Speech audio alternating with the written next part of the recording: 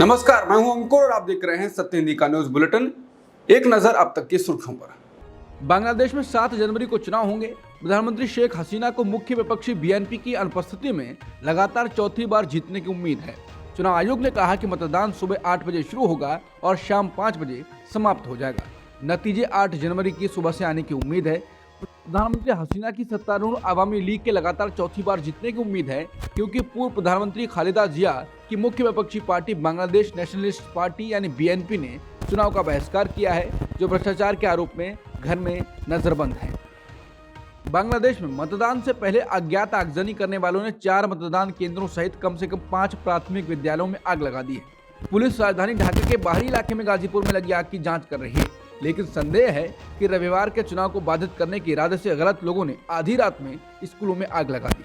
Police ने कहा कि हमने गश्त तेज कर दी है और अभी भी जारी है। बता दें, मुख्य विपक्षी पार्टी बीएनपी ने चुनाव का बहिष्कार कर दिया है और कहा है कि प्रधानमंत्री शेख हसीना की अवामी लीग एक दिखावटी वोट को वैध बनाने की कोशिश कर रही है, जो उनकी पार्टी को लगातार चौथी बार जीत दिलाएगा। लगभग 4 महीने में करीब 15 लाख किलोमीटर की यात्रा कर भारत का सौर मिशन आदित्य L1 शनिवार को अपनी निर्धारित कक्षा लैंग्रेज पॉइंट पर पहुंच गया है। प्रधानमंत्री मोदी ने इसे ऐतिहासिक पल बताया है। सोशल मीडिया प्लेटफॉर्म एक्स पर पीएम मोदी ने लिखा, भारत का पहला सोलर ऑब्जर्वेटरी आदित्य L1 अपने लक्ष्य तक पहुंच गया है। ये दिखाता है कि कैसे हमारे वैज्ञानिकों के प्रयास मुश्किल और पेचीदा अंतरिक्ष अभियानों को हकीकत में बदल रहे हैं। उन्होंने लिखा, हम मानवता के हित के लिए विज्ञान की नई सीमाओं को आगे बढ़ाना जारी रखेंगे। कांग्रेस पार्टी के नेता और धर्मगुरु आचार्य प्रमोद कृष्णम ने इंडिया गठबंधन के सहयोगी दलों पर निशाना साधा है। आचार्य प्रमोद कृष्णम ने कहा कि इंडिया गठबंधन के जो सहयोगी दल हैं वो बीजेपी को खत्म नहीं करना चाहते हैं, बल्कि कांग्रेस पार्टी को मिटाना चाहते हैं। इसलिए कांग्रेस पार्टी को उत्तर प्रदेश में अकेले चुनाव लड़ना चाहिए और समाजवादी पार्टी से छुटकारा पा लेना चाहिए, क्योंकि समाजवादी पार्टी के सिर पर जो पाप हैं उन्हें हम अपने सर पर क्यों ढोवें। सपा पर राम भक्तों पर गोली चलाने का पाप लगा हुआ है। अगर हम सपा के साथ मिलकर चुनाव लड़ेंगे तो लोग हमसे कहेंगे कि इन पर तो राम भक्तों पर गोली चलाने का पाप है और चुनाव में नुकसान हो जाएगा। आचार्य प्रमोद कृष्णम ने कहा कि अगर इंडिया के सब दल भाजपा को हराना चाहते हैं तो उन्हें कांग्रेस की छतरी के नीचे आना चाहिए। कश्मीर से कन्याकुमारी तक सिर्फ कांग्रेस ही भाजपा को टक्कर दे सकती है। कांग्रेस के अलावा किसी अन्य दल में दम ही नहीं है। उन्होंने कहा कि अगर प्रियंका गांधी को प्रधानमंत्री पद का दावेदार बना दिया गया तो फिर चुनाव नहीं महाभारत होगा। उन्होंने कहा कि मैं चाहता हूं कि देश में कांग्रेस की सत्ता आए और प्रियंका गांधी प्रधानमंत्री बने। राजस्थान में कांग्रेस की हार क्यों हुई, इसको लेकर पूर्व सीएम अशोक गहलोत ने वजह बताई है। उन्होंने पत्रकारों से बातचीत करते हुए कहा कि राजस्थान विधानसभा चुनाव के प्रचार के दौरान पीएम मोदी, अमित शाह और बीजेपी के 5 मुख्यमंत्रियों ने ध्रुवीकरण कर दिया। उन्होंने कहा कि भाजपा ने साल 2023 का सबसे बड़ा झूठ बोलते हुए ये प्रचार कर दिया कि उदयपुर हत्याकांड के पीड़ितों को 5 लाख रुपए दिए, जबकि जयपुर में इकबाल हत्याकांड के पीड़ितों को 50 लाख रुपए दिए गए। चुनाव जीतने के लिए अगर बड़े बड़े नेता झूठ बोलने लग जाएं तो फिर देश का क्या होगा। उन्होंने कहा कि बीजेपी ने चुनाव में हिंदू मुस्लिम की बात की, जिससे जनता को गुमराह किया। छत्तीसगढ़ के पूर्व मुख्यमंत्री भूपेश बघेल ने कहा कि ईडी ने ऑनलाइन सट्टा महादेव ऐप के सप्लीमेंट्री चार्जशीट में जिस तरह से मेरा नाम लिखा है वो पूरी तरह से राजनीतिक षड्यंत्र का हिस्सा है। उन्होंने कहा कि ईडी अपने राजनीतिक आकाओं के इशारे पर कूट रचना कर रही है और लोगों को गिरफ्तार कर रही है और उनसे दबाव पूर्वक मेरे और मेरे सहयोगियों के खिलाफ बयान दिलवाए जा रहे हैं। इन बयानों में जो पैसों के लेन देन के आरोप लगाए गए हैं उनका कोई आधार नहीं है। भूपेश बघेल के अनुसार जिस असीम दास के पास से रुपए बरामद हुए थे उसने जेल से अपने हस्तलिखित बयान में कह दिया है कि उन्हें भी धोखे में रखकर फंसाया गया है और उन्होंने कभी किसी राजनेता या उनसे जुड़े लोगों को पैसे नहीं पहुंचाए। अब ईडी दावा कर रही है कि उसने ये बयान भी वापस ले लिया है। ये किस दबाव में हो रहा है उसे सब जानते हैं। भूपेश बघेल ने ईडी पर आरोप लगाते हुए कहा, अब सवाल ये है कि ईडी ने जिस दिन कथित रूप से असीम दास से रुपए बरामद किए थे उस घटना की पूरी रिकॉर्डिंग ईडी के पास है। इसका मतलब है कि पूरी घटना पूर्व नियोजित थी और इसका मतलब यही है कि इसकी कूट रचना ईडी। उन्होंने कहा कि हम तो शुरुआत से कह रहे हैं कि ईडी मारपीट से लेकर धमकी देने तक हर हथकंडे अपनाकर मेरा और मेरे सहयोगियों का नाम लेने का दबाव बना रही है। ईडी के नए दस्तावेज से ये और स्पष्ट हो जा रहा है। वाराणसी की जिला अदालत ने एएसआई की सर्वे रिपोर्ट को सार्वजनिक न किए जाने की मांग को लेकर फैसले की अगली तारीख 24 जनवरी को दी है। भारतीय पुरातत्व सर्वेक्षण ने वाराणसी के जिला जज डॉक्टर अजय कृष्ण विश्वेश की अदालत में बुधवार को अदालती आदेश का हवाला देते हुए ज्ञानवापी की सर्वे रिपोर्ट 4 सप्ताह तक सार्वजनिक न करने की अपील की थी। इस मामले की सुनवाई करने के लिए गुरुवार और शुक्रवार को तारीख मुकर्रर की गई, लेकिन कोर्ट ने इस पर कोई टिप्पणी नहीं की। कोर्ट ने आज सभी अलग अलग प्रार्थना पत्रों पर अपनी टिप्पणी दी है। कांग्रेस के अध्यक्ष मल्लिकार्जुन खड़गे ने शनिवार को कहा कि अगले 10 से 15 दिनों में इंडिया गठबंधन के संयोजक का नाम तय हो जाएगा। उन्होंने कहा कि इंडिया गठबंधन के सहयोगियों के साथ बैठक कर इसका फैसला लिया जाएगा। इसके साथ ही खड़गे ने कहा है कि मणिपुर में दुर्भाग्यपूर्ण घटना हुई, लेकिन प्रधानमंत्री मोदी वहां नहीं गए। वो राम मंदिर साइट या बीच पर जाते हैं और फोटो सेशन कराते हैं। वो मुंबई या केरल जाते हैं, हर जगह जाते हैं। आप उनकी फोटो हर जगह देख सकते हैं। खड़गे ने कहा कि वो इस तरह फोटो खिंचवाते हैं जैसे भगवान दर्शन दे रहे हों, लेकिन ये महान शख्स मणिपुर क्यों नहीं जाते हैं। कांग्रेस अध्यक्ष खड़गे ने 14 जनवरी से शुरू होने वाली भारत जोड़ो न्याय यात्रा के बारे में एक प्रेस कॉन्फ्रेंस को संबोधित किया। टीएमसी ने शनिवार को कहा कि लोकसभा चुनाव के लिए पश्चिम बंगाल में सीट साझेदारी को लेकर कांग्रेस के प्रति उसका खुला मन है, लेकिन अगर वार्ता फेल होती है तो वो अकेले जाने को भी तैयार हैं। समाचार एजेंसी पीटीआई के अनुसार लोकसभा में टीएमसी नेता सुदीप बंदोपाध्याय ने कहा कि सीट साझेदारी को लेकर स्थानीय कांग्रेस नेता क्या सोचते हैं इससे फर्क नहीं पड़ता, क्योंकि अंतिम फैसला दोनों पार्टियों के शीर्ष नेता लेंगे। उन्होंने कहा कि हमारी नेता ममता बनर्जी पहले ही कह चुकी हैं कि कांग्रेस के प्रति हमारे दिल के दरवाजे खुले हैं। अब वो क्या करते हैं ये उनके ऊपर है। पश्चिम बंगाल में क्या होता है ये सोनिया गांधी और ममता बनर्जी तय करेंगी।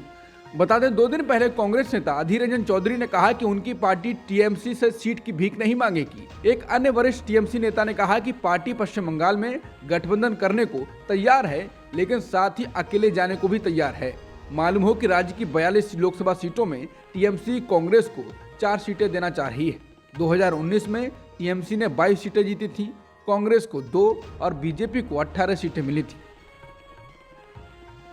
कांग्रेस की नेशनल अलायंस कमेटी के सदस्य और पूर्व मंत्री सलमान खुर्शीद ने कहा है कि रविवार को सीट शेयरिंग पर बातचीत शुरू होगी। इसमें आप और जेडीयू से सबसे पहले बातचीत होगी। उन्होंने संकेत दिया कि हर राज्य का फॉर्मूला अलग अलग होगा। हिंदुस्तान टाइम्स को दिए साक्षात्कार में कांग्रेस कार्य समिति के सदस्य सलमान खुर्शीद ने कहा कि 7 जनवरी से हम उन दलों से बातचीत करेंगे जिन दलों ने अपने प्रतिनिधि को बातचीत के लिए अधिकृत किया है। इसके बाद इंडिया गठबंधन की जो पार्टियां हमें समय देंगी, हम उनसे भी बातचीत करेंगे। शुरुआत में हम उनकी अपेक्षाओं का अंदाजा लगाने की कोशिश करेंगे। हमारी अपनी पार्टी के नेतृत्व ने हमें बताया है कि कांग्रेस गठबंधन से क्या उम्मीद करती है, इसलिए चाहे वो मेल खाते हो या नहीं, या जहां हमें बातचीत करने की जरूरत है, ये सब तब साफ हो जाएगा जब हम दूसरे पक्ष से मिलेंगे। शिवसेना यूबीटी के अध्यक्ष उद्धव ठाकरे ने शनिवार को घोषणा की 22 जनवरी को जब अयोध्या में राम मंदिर का उद्घाटन किया जाएगा तो वो नासिक में गोदावरी नदी तट पर महाआरती करेंगे और पंचवटी में काला राम मंदिर जाएंगे। पौराणिक कथाओं के मुताबिक यहाँ पर भगवान राम का निवास बताया गया है और अपने निर्वासन के दौरान यहाँ रुके थे। बता दें, उद्धव की शनिवार 6 जनवरी की घोषणा भी एक तरह की राजनीति है। उन्होंने 22 जनवरी को जिस कालाराम मंदिर में जाने का फैसला किया है, वहाँ दलितों के जाने पर लंबे समय तक रोक रही है। 1930 में बाबा साहेब आम्बेडकर और साने गुरुजी को दलितों को इस मंदिर में प्रवेश दिलाने के लिए सत्याग्रह किया गया। इस सत्याग्रह का महाराष्ट्र के दलितों में बहुत महत्व है और उस दिन वो कार्यक्रम भी करते हैं। बता दें, राम मंदिर उद्घाटन समारोह में उद्धव को नहीं बुलाया गया है। इस मुद्दे पर शिवसेना यूबीटी और भाजपा नेताओं के बीच बयानबाजी जारी है। मुंबई पुलिस ने भगवान राम पर विवादित टिप्पणी के मामले में नेशनल कांग्रेस पार्टी के विधायक जितेंद्र आभान के खिलाफ केस दर्ज किया है। न्यूज एजेंसी पीटीआई ने पुलिस के अधिकारियों के हवाले से बताया है कि शुक्रवार देर रात विधायक जितेंद्र आभान के खिलाफ एफआईआर दर्ज कराई गई। शुक्रवार को ही पुणे में उनके खिलाफ एक केस दर्ज कराया गया था। एनसीपी के शरद पवार गुट के विधायक जितेंद्र आभान महाराष्ट्र विधानसभा में ठाणे जिले की मुंब्रा कलवा सीट का प्रतिनिधित्व करते हैं।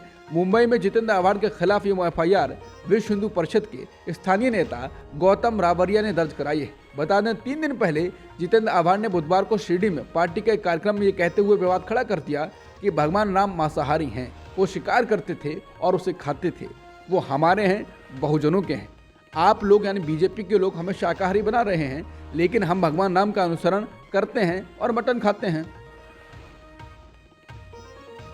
आंध्र प्रदेश में सत्तारूढ़ वाईएसआर कांग्रेस पार्टी में 9 दिन पहले शामिल हुए पूर्व क्रिकेटर अंबाती रायडू ने शनिवार को पार्टी छोड़ने का ऐलान कर दिया। सोशल मीडिया साइट एक्स से किए गए ट्वीट में अंबाती रायडू ने लिखा, सभी को सूचित करता हूं कि मैंने वाईएसआर कांग्रेस पार्टी छोड़ने और कुछ समय के लिए राजनीति से दूर रहने का फैसला किया है। सही समय आने पर अगला कदम उठाया जाएगा। इससे पहले 28 दिसंबर को आंध्र प्रदेश के मुख्यमंत्री वाईएस जगनमोहन रेड्डी की मौजूदगी में अम्माती रायडू ने उनकी पार्टी ज्वाइन की थी। कांग्रेस पार्टी लगातार राहुल गांधी की भारत जोड़ो न्याय यात्रा से लोगों से जुड़ने की अपील कर रही है और सोशल मीडिया पर इसे प्रचारित किया जा रहा है। आज दिल्ली स्थित एआईसीसी मुख्यालय में कांग्रेस अध्यक्ष खड़गे ने भारत जोड़ो न्याय यात्रा का लोगो लॉन्च किया। वहीं राहुल गांधी ने भारत जोड़ो न्याय यात्रा को लेकर बनाई गई वीडियो को ट्वीट कर लिखा है, हम फिर आ रहे हैं अपनों के बीच, अन्याय और अहंकार के विरुद्ध न्याय की ललकार लेकर। सत्य के इस पथ पर मेरी शपथ है कि यात्रा जारी रहेगी न्याय का हक मिलने तक। बता दें 14 जनवरी से भारत जोड़ो यात्रा निकल रही है जो मणिपुर से मुंबई तक जाएगी। कांग्रेस अध्यक्ष मल्लिकार्जुन खड़गे ने कहा कि जब हमने संसद में देश से जुड़े मुद्दे उठाने की कोशिश की तो सरकार ने हमें बोलने नहीं दिया। देश के इतिहास में पहली बार ऐसा हुआ कि जब 146 सांसदों को निलंबित कर दिया गया। इसलिए हम भारत जोड़ो न्याय यात्रा से लोगों के बीच जा रहे हैं ताकि हम अपनी बात उनसे कह सकें और समाज के हर वर्ग से मिलकर उनकी बात सुन सकें। ईडी ने पश्चिम बंगाल के राशन घोटाला मामले में घर की तलाशी और 17 घंटे तक चली पूछताछ के बाद उत्तर 24 परगना जिले की बनगांव नगर पालिका के पूर्व चेयरमैन और टीएमसी नेता शंकर आध्या को गिरफ्तार कर लिया है। शुक्रवार को इसी मामले में एक अन्य नेता के घर छापेमारी के दौरान हमले में ईडी के 3 अधिकारी घायल हो गए थे। वहीं इस घटना पर ईडी ने शुक्रवार की रात एक बयान जारी किया और बताया ये मामला कैसे हुआ। गुरुवार रात को ईडी के अधिकारियों पर उत्तरी 24 परगना जिले में उस समय हमला हुआ जब वो राशन मामले में शंकर आध्या और टीएमसी नेता शेख शाहजहां के घरों पर छापेमारी करने जा रहे थे। पश्चिम बंगाल के राशन घोटाले ने मुख्यमंत्री ममता बनर्जी को मुसीबत में फंसा दिया है। भाजपा का आरोप है कि ईडी टीम पर जिस भीड़ ने शुक्रवार को हमला किया उसमें रोहिंग्या लोग भी शामिल थे। ये सभी टीएमसी के वफादार हैं। भाजपा ने राष्ट्रीय जांच एजेंसी एनआईए से जांच की मांग की है। मुख्यमंत्री ममता से इस्तीफे की मांग की है। भाजपा की पश्चिम बंगाल इकाई के अध्यक्ष सुकांत मजूमदार ने लिखा है, उल्लेखनीय रूप से कलकत्ता हाईकोर्ट के जस्टिस अभिजीत गंगोपाध्याय ने टिप्पणी की कि ये एक घटना संवैधानिक संकट है। जस्टिस ने राज्यपाल के हस्तक्षेप और राष्ट्रपति शासन लागू करने की वकालत की। संदेश खाली में अर्धसैनिक बलों की तैनाती की भी जोरदार अपील की जा रही है। द टेलीग्राफ के मुताबिक हाईकोर्ट में जब जस्टिस गंगोपाध्याय के वकील सुधीश दास गुप्ता ने घटना के बारे में बताया तो उन्होंने टिप्पणी की, मुझे इस घटना की जानकारी नहीं है। अगर ऐसी कोई घटना हुई है तो ईडी के अधिकारी कानून व्यवस्था की स्थिति पर राज्यपाल का ध्यान आकर्षित कर सकते हैं। जज ने कहा, वहां तो केंद्रीय बल के जवान रहे होंगे, क्या उनके पास बंदूक और गोलियां नहीं थी? उन्होंने जवाबी कार्रवाई क्यों नहीं की? पश्चिम बंगाल के प्रभारी और कांग्रेस सांसद अधीर रंजन चौधरी ने कहा कि राज्य में अब कानून व्यवस्था चरमरा गई है। उन्होंने कहा कि ईडी अधिकारियों पर सत्तारूढ़ सरकार के गुंडों के हमले के बाद यह स्पष्ट है कि राज्य में कोई कानून व्यवस्था नहीं है। आज वो घायल हुए हैं, कल उनकी हत्या हो सकती है। मेरे लिए ऐसी बात कोई आश्चर्य की बात नहीं होगी। उन्होंने कहा, हम मांग करते हैं कि पश्चिम बंगाल में तुरंत राष्ट्रपति शासन लगाया जाना चाहिए। टीएमसी नेता कुणाल घोष ने कहा कि अधीर रंजन चौधरी बीजेपी के एजेंट हैं। टीएमसी नेताओं ने कहा कि अधीर रंजन कुछ भी बयान दे देते हैं। पूर्व राष्ट्रपति रामनाथ कोविंद के नेतृत्व में एक राष्ट्र एक चुनाव पर पैनल ने देश में एक साथ चुनाव कराने के लिए मौजूदा कानूनी प्रशासन ढांचे में उचित बदलाव करने के लिए जनता से सुझाव मांगे हैं। एक सार्वजनिक नोटिस में उच्च स्तरीय समिति ने कहा कि 15 जनवरी तक प्राप्त सुझावों पर विचार किया जाएगा। अमेरिका के सुप्रीम कोर्ट ने कहा है कि वो ये तय करने के लिए एक ऐतिहासिक केस की सुनवाई करेगा कि क्या डोनाल्ड ट्रंप अमेरिकी राष्ट्रपति पद की होड़ में शामिल हो सकते हैं या नहीं हो सकते हैं। इस केस की सुनवाई फरवरी में होगी और इसका फैसला पूरे देश में लागू होगा। सुप्रीम कोर्ट के जज कोलोराडो राज्य के एक फैसले के खिलाफ सुनवाई करने को तैयार हो गए। कोलोराडो ने अपने फैसले में ट्रंप को प्राइमरी चुनाव लड़ने से रोकने के लिए 2024 के बैलेट से हटा दिया था। ट्रंप ने मेन राज्य के किए ऐसे ही एक फैसले को भी चुनौती दी है। बता दें, राष्ट्रपति चुनाव में जो बाइडेन के हाथों हुई हार के बाद ट्रंप समर्थकों ने आज से ठीक 3 साल पहले यानी 6 जनवरी 2021 को कैपिटल हिल में दंगे किए थे। इस विद्रोह में ट्रंप के शामिल होने का आरोप लगाते हुए कई राज्यों में मामले दर्ज किए गए और मांग की गई कि ट्रंप को राष्ट्रपति चुनाव के लिए अयोग्य ठहराया जाए। अब सुप्रीम कोर्ट को यह तय करना है कि क्या गृहयुद्ध के समय हुआ संवैधानिक संशोधन ट्रंप को राष्ट्रपति चुनाव का उम्मीदवार बनने से रोकता है या नहीं रोकता है। अब तक की सुर्खियों में इतना ही। बाकी खबरों के लिए बने रहिए सत्यहिंदी.com के साथ।